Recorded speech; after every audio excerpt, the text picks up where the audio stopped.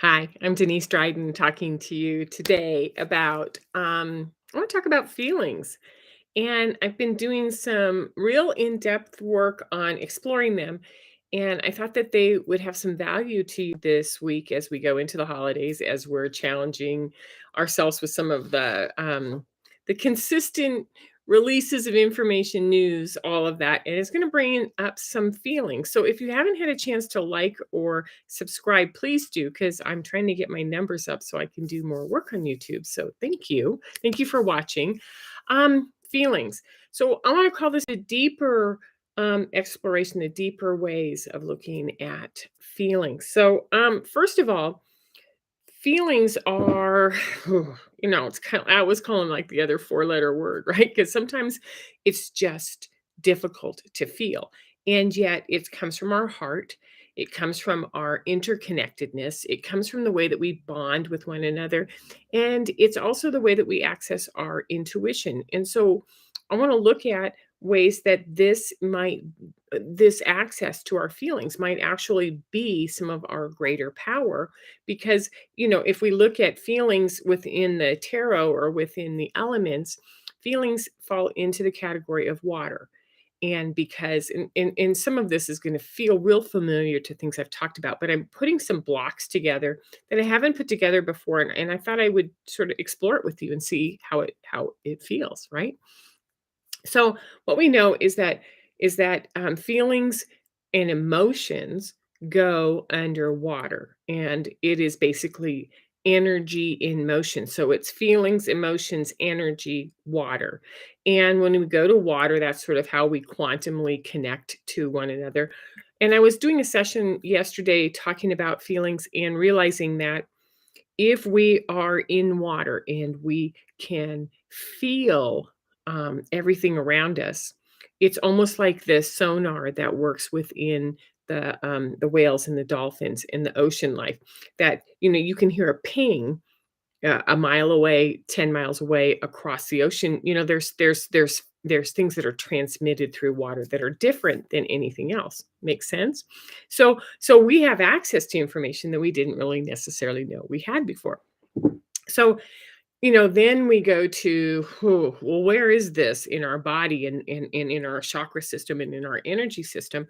And so then I go to, water is held by the moon. It's held in the tree of life, Yesod, which is down in the sacral between your hip bones, right? Above your root chakra, above your pelvic floor. And it holds your reproductive systems. It holds your gut. It holds your digestive systems, right? It is also where we hold our DNA replication because of our reproductive organs. It is where we access remembering, where we access our wisdom, and I like to call that section between our hip bones sort of the cauldron, which is that really deep, mysterious um, bowl, cauldron of information, right? So I drove down to Missoula this week to see my daughter, and I like it. I like driving because I have time to listen to a really good book. So I'm listening to Toko Po Turner's "Belonging," and what she puts together as far as what happens when our feelings are not acknowledged, when we shut down, when we become outcast, when we embrace sort of the archetype of the outcast or the orphan or the person who doesn't quite know how to fit into the culture or the society that their family system that they're born into, right?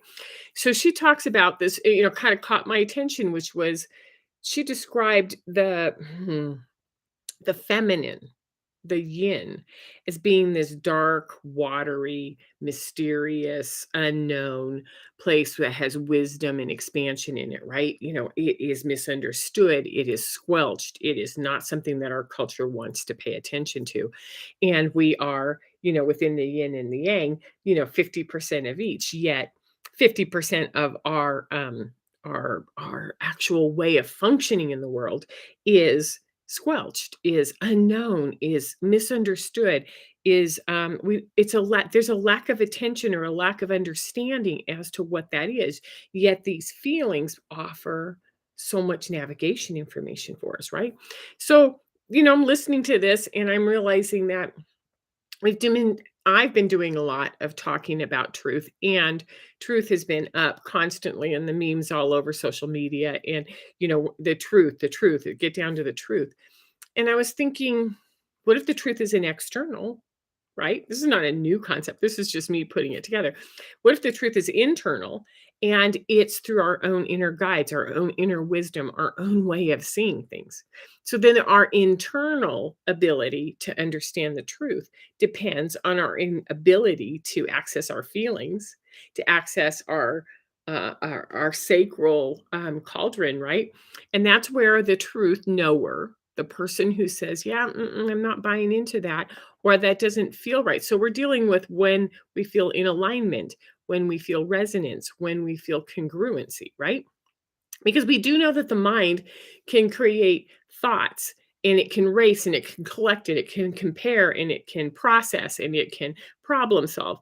And I was listening to Susie Miller last Monday, and we really talked about, like, how do you let go of that overactive problem solver that knows how to get attention and how to work in the world by problem solving? Because there's a lot of anxiety and stress and contraction with that. And then how do we learn to trust and be creative and allow our feelings? And I'm thinking, how does this interfere with our relationships? How does this interfere with our parenting? Because I know that a lot of these new kids that are coming in are extremely heart based. They're vibrational based. They find systems that vibrate with them. And this is really important to know, that if we're not aware of our feelings, we are compressing our feelings down into our body. We are ignoring them, and we have an entire new future culture that needs us to access these feelings. Then feelings become a lot more important. They become a lot more powerful than we ever thought that they would, right? So we know that the mind knows how to anticipate, and it knows how to observe, and it knows how to protect, and it knows how to gather information, and it knows how to navigate. And what I love is that once the mind comes up with a construct, it brings it into form, which means through the lens of the eyes, through the ears, it starts to pick up on data that supports that. So it brings it into form. So the mind, to me, isn't the primary thing that we want to cultivate. What we want to do is trust that that mind works, and we want to keep dropping down into that mysterious, unknown place where there's hurts, where there's wounds, where there's memories, where there's feelings, right? And that those feelings actually are our wisdom, right? So traumas and events and things that happen to us, they bring that mind, they bring us up out of our mind into a hyper focus where we're vigilant and we're proactive and we're prepared and we're scanning all the time to make sure something's okay. And so, whether it's a warning signal from your kids at school, whether it's symptoms that there's something wrong in your marriage or your partnership, whether it's a gut feeling you have at work that things aren't going well, what happens is the mind starts to go into hyper activity and scan and focus, right? And our culture supports this. Our culture supports problem solvers. Our culture supports intelligences, our high intelligence. Our culture supports the way we anticipate, the way that we're productive, the way we manage, the way we focus, the way we listen to directions and regurgitate what we were supposed to do. So our brains have been shaped by 200, 1,000, 10,000 years of a culture that is all about the head and not about the heart, all about the masculine and not about the feminine.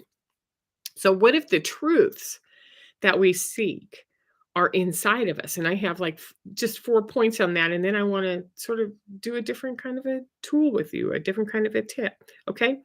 So, if our truths lie within him, then our feelings and our ability to access our feelings gives us the ability to access these truths. It connects us with our inner guidance system and our wisdom. And we can speak with confidence and authority because it's coming from the inside out rather than parroting or repeating what we're hearing from the outside in.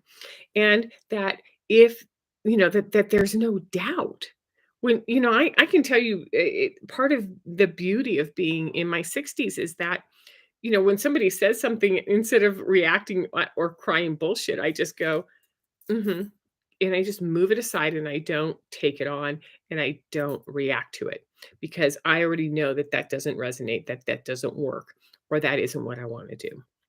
So it means that we have to spend a lot more time and energy and attention welcoming and nurturing these feelings and bringing them into our clairsentience, right? And using them as the driver, which is, what if the brain is like the car and our feelings are the driver, right? What if the body is the vehicle and our feelings are the driver, the leader, the direction pointer, and that the brain is the implementer, like a Siri on your phone, or Google Maps. It'll tell you where to go, but it doesn't tell you why you want to go there, or what you want to do when you're there, or what's important. So the feelings become really the ultimate place where we want to access things. So instead of giving you a tip, what I want to do is I want to do a short exercise that I learned with Alan Seal at the Transformational Presence Gathering. It would have been about 2017, and it has stuck with me, and I use it with my clients constantly. And I believe I've done this before years ago on a video. And if it's repetitive, just go with it. And if you've never heard it, have fun. So the first thing we want to do is close our eyes. And what I want to do is I want to summon the feelings of fierceness or fears. What happens when the mama bear comes out, the papa bear comes out, and notice that your body, does it just sort of stand up straight? Does it set its jaw?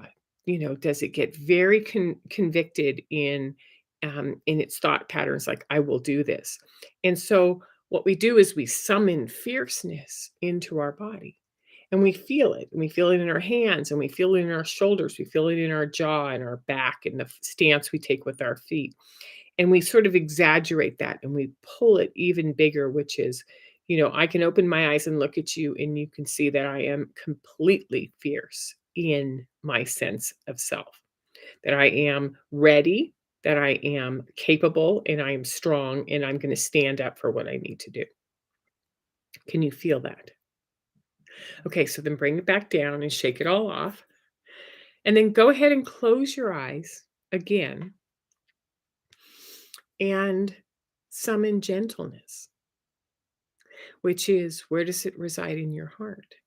What does gentleness feel? Gentleness in touch, gentleness in words, gentleness in self care, gentleness in holding a child who's sad or upset, or you're rocking a baby to sleep, gentleness in our relationships with our lovers, gentleness in our body, the way we treat ourselves.